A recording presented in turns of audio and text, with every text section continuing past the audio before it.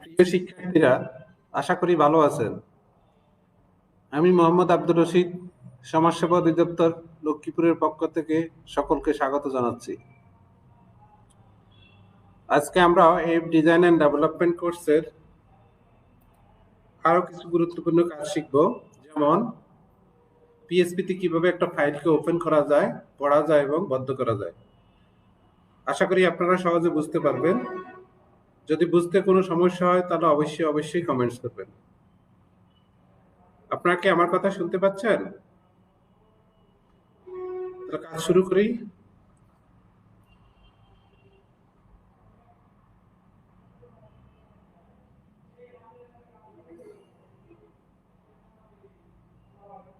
তাহলে আমরা বরাবরের মতো জেম চালু দিই। অ্যাপাচি স্টার্ট, মাইস্কুল স্টার্ট, এখান থেকে এক্সপ্লোরার, তারপরে htdocs। নিশ্চয়ই আপনারা জানেন আমরা htdocs এর মধ্যে পিএসপির কাজ করে থাকি। আমি এখানে প্রতিদিনের মতো আজকে একটা ফোল্ডার তৈরি করি। আজকের ফোল্ডারের নাম দিলাম সাপোজ আজকে আমাদের কাজ হচ্ছে পিএসপি ওপেন।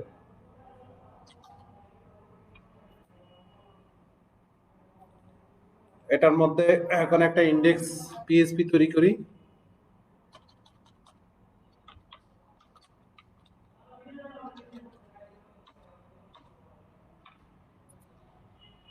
এটাকে রাইট বাটন ক্লিক করে এডিট উইথ নোটপ্যাড প্লাস প্লাসে গেলাম। আপনারা কি কথা শুনতে পাচ্ছেন?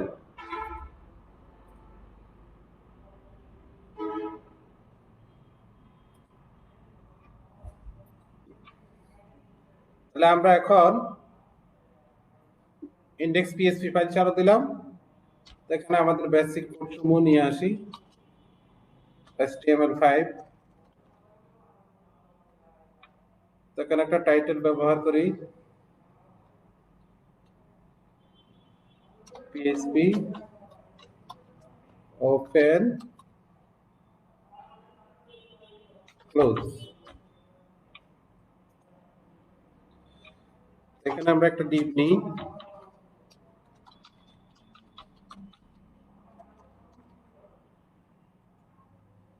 আমরা একটা ডিপ নিলাম। ডিপের মধ্যে এসে আমরা এখন আমাদের কাজ করব। এখানে লক্ষ্য করুন আমরা আমাদের আজকের উদ্দেশ্য হচ্ছে আমরা একটা পিএসপি তে কিভাবে একটা ফাইলকে ওপেন করা যায় সেই বিষয়টা। তার পূর্বে আমাদেরকে একটা আমাদের মূল ফোল্ডারের মধ্যে আমাদেরকে একটা ফাইল তৈরি করে রাখতে হবে, অথবা ফাইলের মধ্যে কিছু লেখা তৈরি করে দিতে হবে। আমি এখানে একটা ফাইল নেই, সাপোজ মাই ফাইল। এখন এখানে কিছু লেখা সংযুক্ত করি। সাপোজ লিখলাম PHP open read and close. এখানে আমরা যে কোনো লেখা দিতে পারি।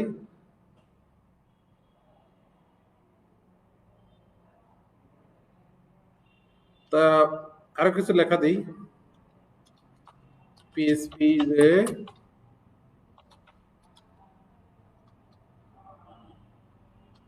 প্রোগ্রামিং ল্যাঙ্গুয়েজ, এটা সাপোজ এটাতে দিলাম 01, 02 তে আরেকটা লেখা দিই HTML is a markup language। তিনে আরেকটা লাইন দেই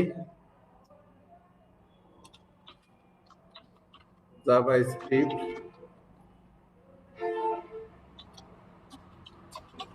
is a scripting language। আরেকটা লেখা দিই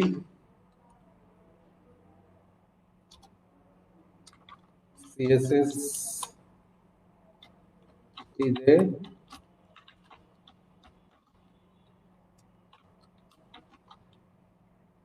আমরা এখন এখানে এই নোটপ্যাডের মধ্যে আমরা একটা ফাইল তৈরি করলাম, সেই ফাইলের মধ্যে আমরা কিছু লেখা এখানে সংযুক্ত করলাম।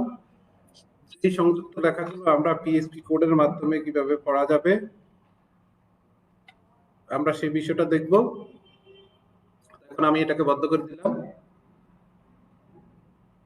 এবার আমার ইন্ডেক্সে গেলাম। ইন্ডেক্সে যে আমি যদি এখন লোকাল হোস্ট, সাপোজ আমি ফোল্ডার নাম দিলাম পিএইচপি ওপেন। এখন পেজটি ব্ল্যাঙ্ক আসছে, অর্থাৎ আমরা এখানে কোনো কন্টেন্ট এখানে দেই নাই, সেই জন্য এখানে কোনো কিছু আসে নাই। তো আমরা কন্টেইনারটাকে একটু স্টাইল করি, আগে দিই।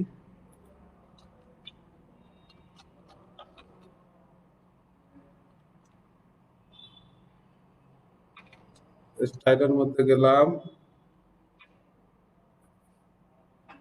যেহেতু আমরা একটা ক্লাস নিয়েছি, ইনার HTML ক্লাস, তো এখন সেখানের মধ্যে সাপোজ আমরা এটা একটা উইড ব্যবহার করি। উইড দিলাম সাপোজ 970 পিক্সেল এবং এটার একটা ব্যাকগ্রাউন্ড ব্যবহার করি, সাপোজ দিলাম রে। এখন যদি আমার এটাকে রিলোড করি, সেই ক্ষেত্রে আমরা এটা দেখতে পাবো।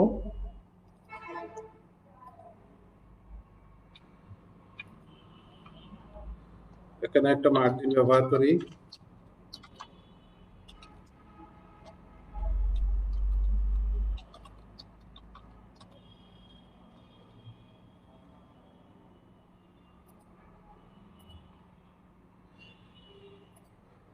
এখানে আমরা ব্যাকগ্রাউন্ড কালার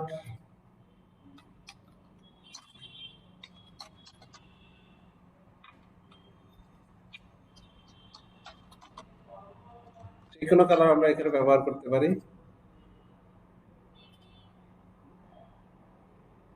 পিএইচপি ওপেন, আমরা এখানে কোনো লেখা দিয়ে দেখি,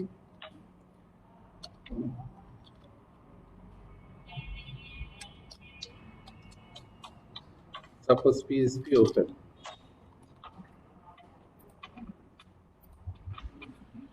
এখন দেখা, এখানে আমরা যখন কোনো লেখা দিয়েছি, তখন লেখা দেওয়ার সাথে সাথে আমাদের এই ফাইলটি এখন এখানে এরকম করে ব্যাকগ্রাউন্ডের মধ্যে যে কালার আমরা দিয়েছি, সেই কালার অনুযায়ী কিন্তু এটা এখানে আসলো। আশা করি এতক্ষণ আমরা যে কাজ করলাম সেটা হচ্ছে আমরা এখানে একটা স্টাইল ব্যবহার করলাম, এখানে একটা ডিপ দিলাম এবং এখানে একটা লেখা দিলাম। এবার আমরা আমাদের মূল কাজে যাই। আমাদের কাজের উদ্দেশ্য হচ্ছে আমরা এই যে এখানে একটা ফাইল তৈরি করে রাখলাম, মাই ফাইল ডট টেক্সট। এই ফাইলটি কিভাবে আমার পিএইচপির মাধ্যমে আমরা এখান থেকে দেখতে পারবো সেটা নিয়ে আসবো এখান থেকে। আমরা প্রথমত পিএইচপি লিখি, পিএইচপি, তার মধ্যে গেলাম। এখানে এখন আমরা একটা ভেরিয়েবল ডিক্লেয়ার করি, সাপোজ আওয়ার ফাইল সমান সমান এফ ওপেন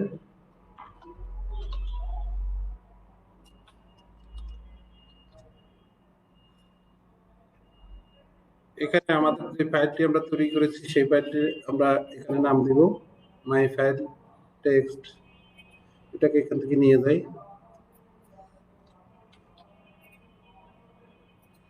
এখন এখানে যে প্যারামিটারটা ব্যবহার করব আমরা সেটা দিব।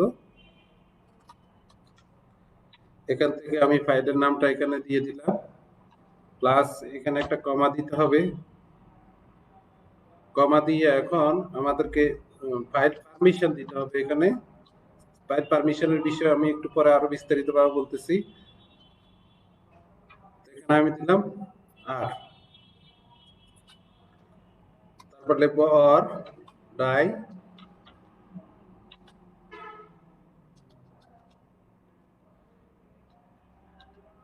এখানে আমরা যে কোনো লেখা এখানে দিতে পারি। অর্থাৎ আমি চাচ্ছি আমার ফাইলটা ওপেন হবে, যদি ফাইলটা ওপেন না হয় সেক্ষেত্রে কি বার্তা আমি পাবো সেই বিষয়টা এখান থেকে আমি লিখে দিব। তো এখানে আমরা সাপোজ লিখলাম ফাইল নট ফাউন্ড।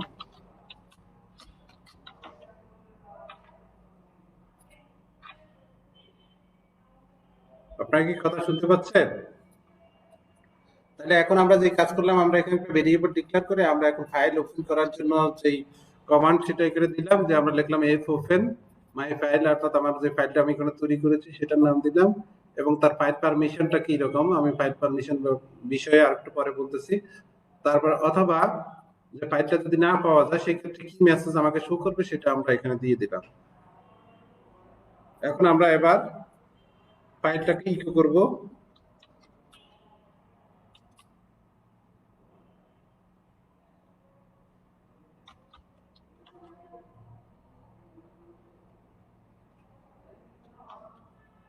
রিড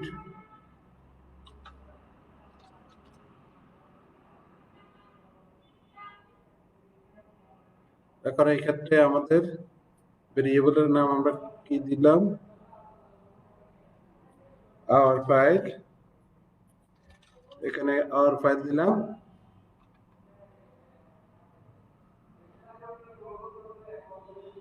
তারপরে এখানে আমরা ফাইলের একটা সাইজ দিয়ে দিই, ফাইল সাইজের একটা প্যারামিটার দিতে হবে, কোন ফাইলটার সাইজ চাচ্ছি আমরা সেটা এখানে দিতে হবে।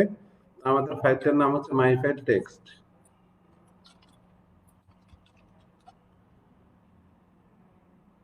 লাইনটা ক্লোজ করলাম এবং পরবর্তীতে আমরা এফ ক্লোজ দিয়ে এটাকে ক্লোজ করে দিলাম ফাইলটিকে। এখানে এসে আমাদের এই ফাইলটির নাম আমরা এখানে দিয়ে দিতে হবে।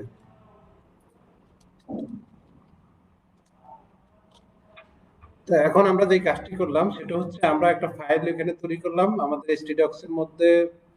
তারপরে ওই ফাইলটিকে আমরা এখানে কল করলাম যাতে আমরা পিএসসি কমান্ডের মাধ্যমে ওই ফাইলটিকে আমরা পড়তে পারি সেই উদ্দেশ্যে। এখন আমরা এখানে লিখলাম একটা ভেরিয়েবল ডিক্লেয়ার করে আমরা এফ ওপেন লিখলাম, তার ফাইলের নাম দিলাম আর অর ডাই দিলাম, মানে হচ্ছে ফাইলটি না পাওয়া গেলে সে কি মেসেজ শো করবে সেটা। পরবর্তীতে আমরা এটাকে ইকো করলাম, আমাদের পরবর্তীতে ফাইল সাইজ দিয়ে আমরা ফাইলের নামটা এখানে দিয়ে দিলাম। এখন যদি আমরা এটাকে রিলোড করি সেক্ষেত্রে দেখতে পাচ্ছেন যে আমাদের এই যে ফাইলের ভিতরে আমরা যে লেখাটি এখানে দিয়েছি সেই লেখাটি কিন্তু এখন চলে আসছে। অর্থাৎ এখানে আমরা শুধু ফাইলটাকে ওপেন করার জন্য কমান্ড দিলাম এবং ওই ফাইলের মধ্যে কি লেখা ছিল সেটা কিন্তু এখন আমাদের সামনে এখানে কিন্তু আসছে।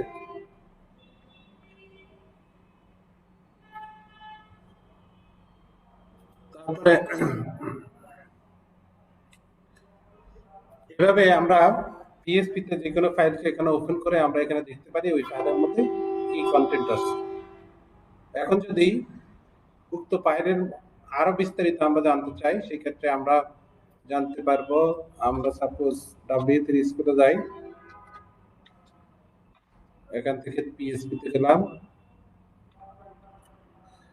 পিএসপি এখানে দেখুন যে এখান থেকে আমরা গত ক্লাসে ইনক্লুড দেখলাম, এখানে ফাইল হ্যান্ডলিং দেখেন, এখানে ফাইল হ্যান্ডলিং কথাটি এখানে আসে যে আমরা যখন কিভাবে আমরা একটা ফাইলকে ইকো করতে হবে সেই বিষয়টার এক্সাম্পল এখানে দিয়ে দেওয়া আছে, আমরা এটাকে প্র্যাকটিস করলাম। পরবর্তীতে PSP file open and read, কিভাবে পিএসপি ফাইল ওপেন এবং রিড করতে হয় সেটার বিভিন্ন এক্সাম্পল এখানে দিয়ে দেওয়া আছে। তো এখানে দেখুন আমরা কিন্তু এই যে এটাকে ফলো করে আমরা কাজ করেছি। আমরা আমাদের এখানে দেখুন আমরা যে আমাদের একটা ফাইলের নাম দিয়ে আমরা সেটাকে ওপেন করে আমরা এই কাজটি করেছি।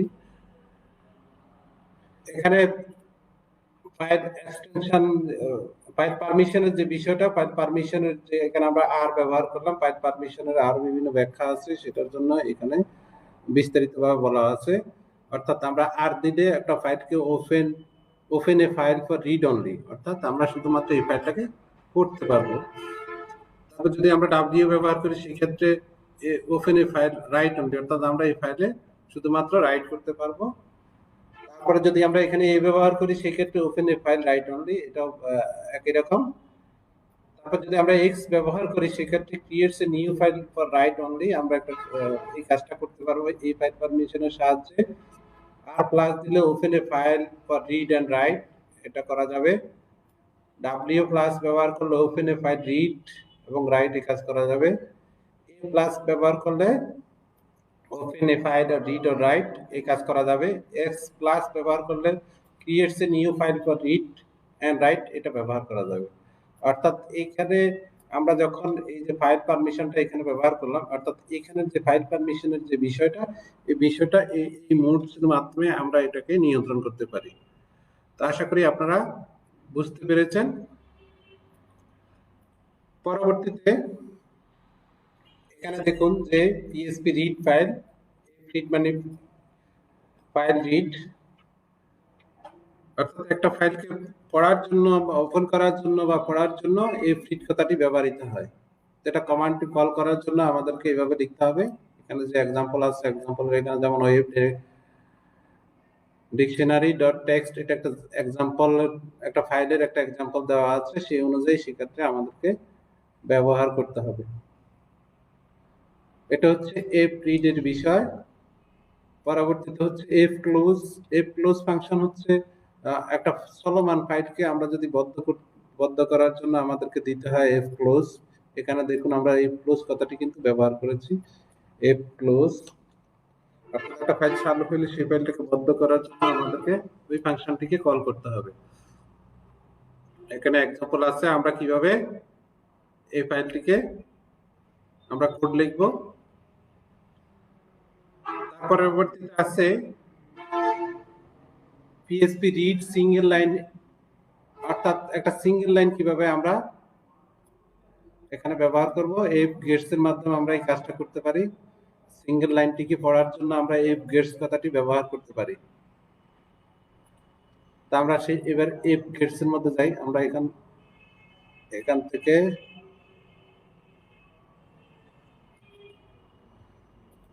তাহলে আমি এটাকে ডিলিট করে দিই। আশা করি এই অপশনটি আপনারা বুঝতে পেরেছেন। তো আমরা এখন এফ গেটস এবং এফ গেট সি এই কথাটি ব্যবহার করে কিভাবে কাজ করতে হয় আমরা সেই এক্সাম্পলটা এখন এখানে দেখব। সাপোজ পূর্বের মতো আমরা একটা ভেরিয়েবল নেই, সাপোজ নাম দিলাম মাই ফাইল ইকুয়াল এফ ওপেন,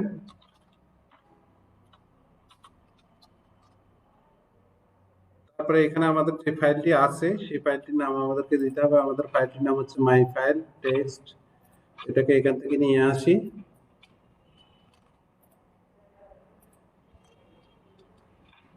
অবশ্যই কোটেশনের মধ্যে দিতে হবে। তারপরে এটার পারমিশনটা দিতে হবে, ফাইল পারমিশন কোটেশনের মধ্যে। সাপোজ আমরা দিলাম আর, তারপরে অর ডাই, অর্থাৎ সে কি বার্তা দিবে আমাদেরকে যদি ফাইলটা সে না পায়।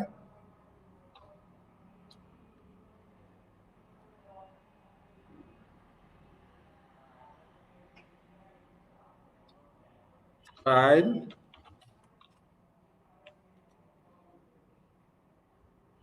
কোটেশন দিতে হবে,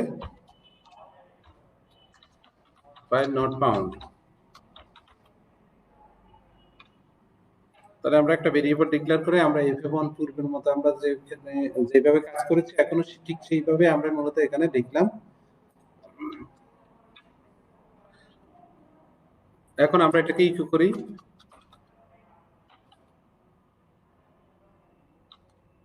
এবার আমরা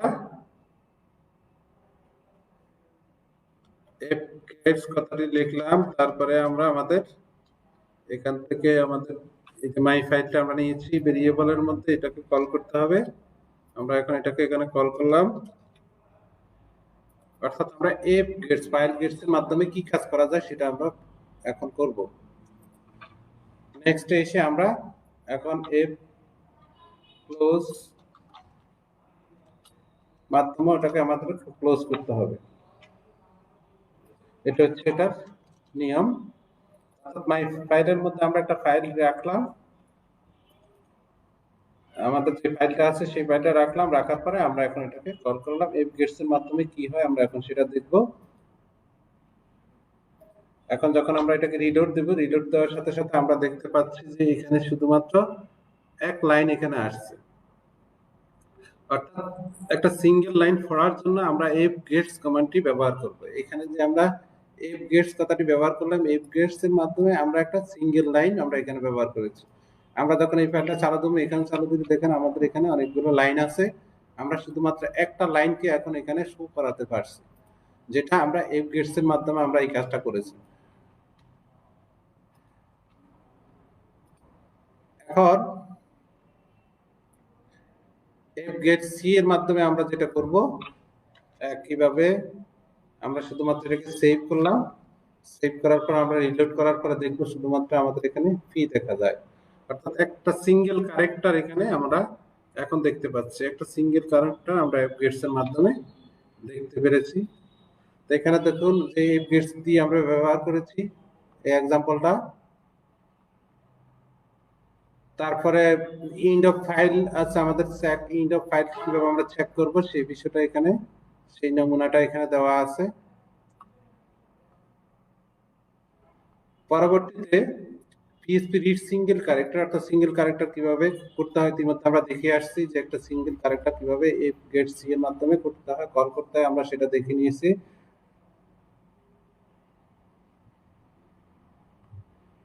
পরবর্তীতে PHP file create and write, আমরা এই অপশনটি দেখব। এখানে দেখুন একটা পিএইচপি ফাইল ক্রিয়েট করার জন্য আমরা এখানে দেখতে পাচ্ছি যে একটা ফাইল আমরা ওপেন করে আমরা দেখুন এই কমান্ডটির মাধ্যমে আমরা এই কাজটা করতে পারি। তার ফাইল পারমিশন দিলাম, তারপরে এখানে দেখুন এক্সাম্পল আছে, অর্থাৎ কিভাবে আমরা একটা ফাইলের মধ্যে আমরা লেখাটি যোগ করতে পারি সেই বিষয়টা। তো আমি এটাকে এখান থেকে নিয়ে যাই,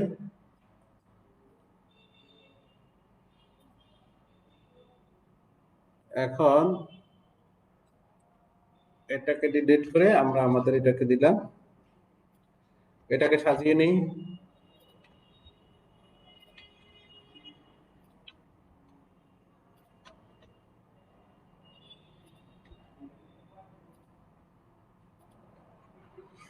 এখন আমরা যে কাজটা করব সেই কাজটা হচ্ছে আমরা আমাদের যে ফাইলটি আছে সেই ফাইলের মাধ্যমে মধ্যে কিভাবে আমরা এখানে থেকে আমরা লেখাটা সংযুক্ত করব সেই বিষয়টা আমরা এখান থেকে নিয়ন্ত্রণ করব।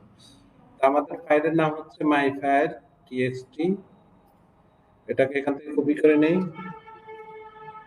এখন এক্ষেত্রে আমরা আমাদের এখানে ভেরিয়েবলের মধ্যে আমাদের এই ফাইল নেমের মধ্যে আমরা এখানে ফাইলটা দিয়ে দিলাম। দেওয়ার পরে এটা তো বুঝতে পেরেছেন আমরা একটা ভেরিয়েবল ডিক্লেয়ার করে এফ ওপেন বা ফাইল ওপেন কমান্ড এখানে দিয়েছি, অথবা আনএবল টু ওপেন ফাইল মানে হচ্ছে একটা ফাইল যদি না পায় সেক্ষেত্রে সে কি মেসেজ দিবে সেটা। তারপরে এখানে টেক্সট একটা ভেরিয়েবল ডিক্লেয়ার করে এখানে যে কন্টেন্টটা আমরা এখানে দিতে চাচ্ছি সেই কন্টেন্টটা আমরা এখানে লিখলাম। আমরা এখানে এখানে জন ডয়েট লেখা আছে, আমরা যে কোনো লেখা এখানে দিতে পারি। তার পরবর্তীতে এফ রাইট এর মাধ্যমে, অর্থাৎ এই লেখাটি এখানে রাইট করার জন্য আমরা বলছি যে এফ রাইট এর মাধ্যমে যে মাই ফাইল যেটা আছে আমার সেই ফাইলের মধ্যে এটা কি হবে রাইট করো। আর পরবর্তীতে কি রাইট করবা, আমার এই যে জন ডোই আছে এই কথাটি তুমি এখানে রাইট করবা। তার পরবর্তীতে আবার আমরা আবার এফ রাইট এর মাধ্যমে আবার এই কথাটি এখানে বলেছি। এখন আমরা যদি আমাদের এটাকে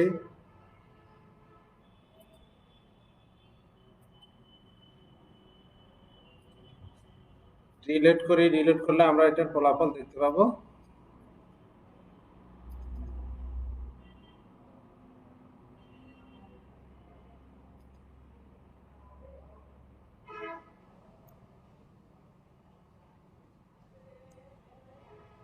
আমরা আমাদের এখানে কি লেখা আছে আমরা এই লেখাটাকে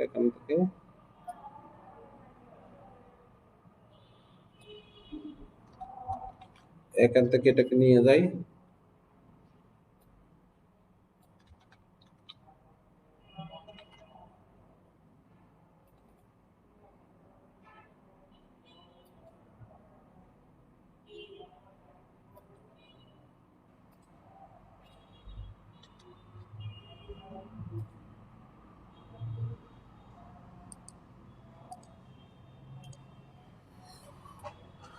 আশা করি আপনারা বুঝতে পেরেছেন। আমরা এখন যে কাজটি করলাম সেটা হচ্ছে আমরা এখান থেকে একটা ফাইলের মাধ্যমে আমরা আমাদের মূল ফাইলের মধ্যে এখন এখানে একটা লেখা এখানে সংযুক্ত করে দিলাম।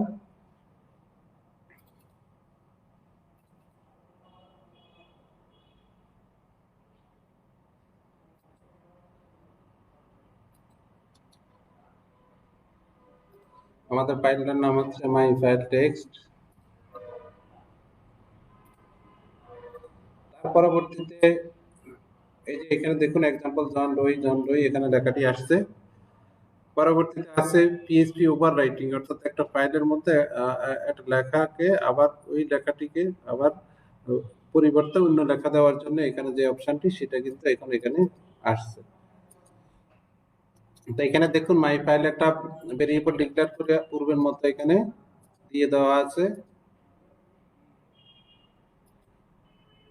তারপর আবার একটা ভেরিয়েবল নিয়ে এখানে ভেরিয়েবলের মধ্যে ওই নামটা রাখা হয়েছে এবং এই রাইটের মাধ্যমে আবার এটাকে কল করা হয়েছে এবং টেক্সটের মাধ্যমে আমাদের নতুন যে নাম সেই নামটি এখানে দিয়ে দেওয়া আছে এবং পরবর্তীতে এটাকে ক্লোজ করা হয়েছে। অর্থাৎ এইভাবে আমরা আরেকবার আমরা এইভাবে কাজটা করতে পারি।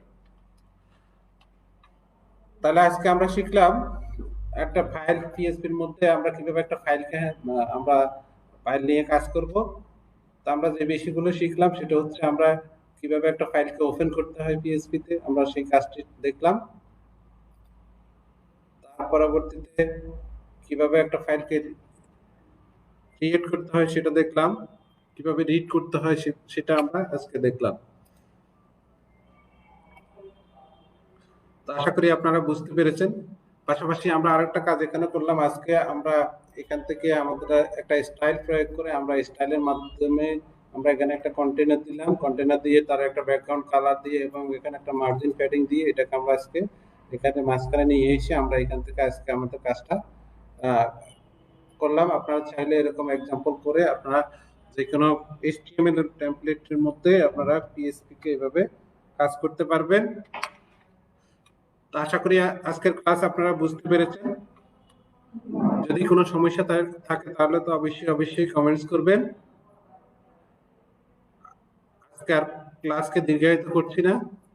ভিডিওটি পুনরায় পেতে ভিজিট করুন জাতীয় দক্ষতা বাতায়ন www.skill.gov.bd অথবা দক্ষতা বাতায়নের ফেসবুক পেজ